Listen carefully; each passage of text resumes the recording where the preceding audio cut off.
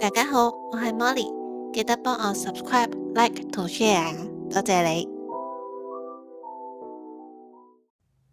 今日我哋繼續講為何我們吃太多呢本書啦。上一集有講到我哋嘅體重係有一個設定點嘅，點解我哋會將呢個設定點唔覺意咁越調越高，就有3個元兇。咁就喺上一集講咗，有興趣就返去上一集聽翻啦。咁今集我哋要講翻點樣我哋可以呃過自己個大腦，將呢個設定點慢慢調翻低。作者嘅終極方案呢，唔係叫你去節食，而係叫你去重新設定你嘅體重恆溫器。唔好同你個身體對抗，而要同佢合作。唔係，應該係向佢發出正確嘅安全信號。核心原則就係要模仿一個能量穩定、資源充沛嘅原始環境，等個腦覺得世界好和平啊，唔使囤積咁多脂肪都可以生存到噶。以下呢就有幾個實戰策略。第一，要食啱脂肪，平衡 Omega 嘅家族，掉咗嗰啲工業種子油、粟米油啊、大豆油啊、芥花籽油，換成橄欖油、牛油、椰子油。多啲食 Omega 3，揀草飼牛、羊肉、走地雞蛋，同埋多啲食深海魚。如果怕貴嘅話呢，魚油補充劑都係好嘅選擇。避開啲包裝零食啦、油炸嘢啦，佢哋幾乎肯定用咗大量嘅 Omega 6油嘅。第二就係穩定你嘅血糖，食一份高脂高蛋白嘅早餐，例如雞蛋配牛油果啦、希臘乳酪等。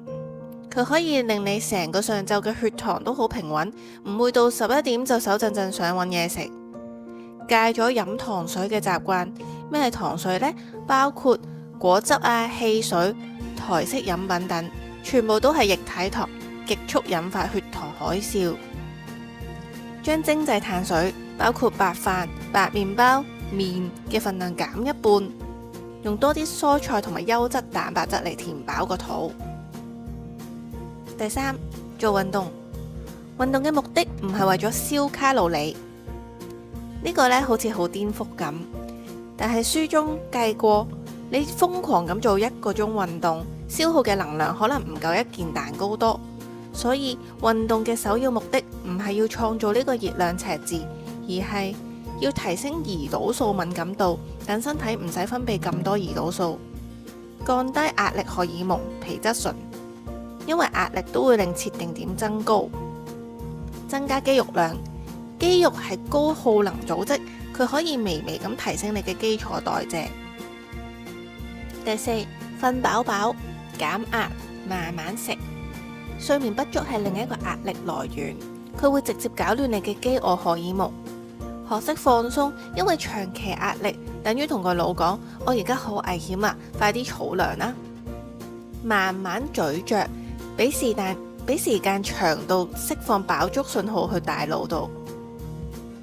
記住啊，呢個呢唔係一個7日速成減肥法，而係一個生活方式嘅改變。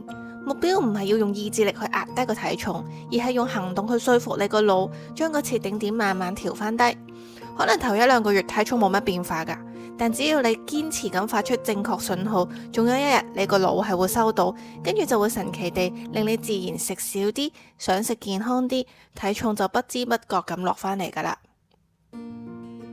到時呢，你嘅實際體重同埋你個設定點一致嘅話，你就唔再需要同自己嘅本能去作戰，咁你終於可以同自己嘅身體和解啦。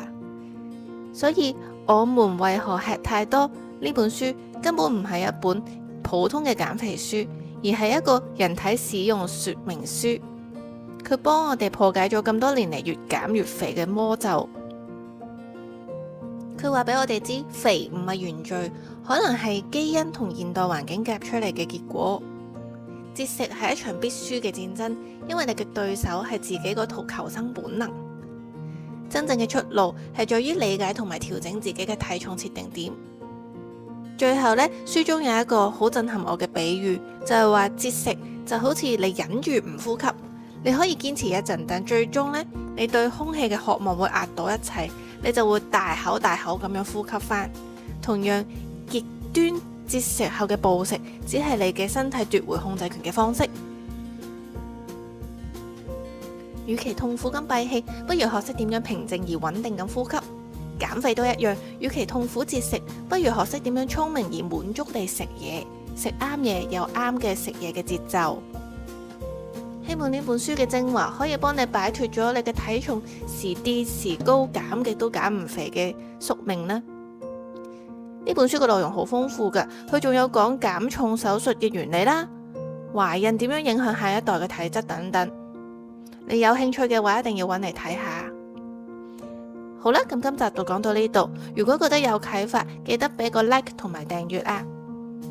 一樣啦，如果你有所有減肥嘅經驗，成功失敗都好，歡迎喺下邊留言話我知。下集再見，拜拜。你中意呢條片嘅記得 comment、like、share、subscribe。我係 Molly，下條片再見。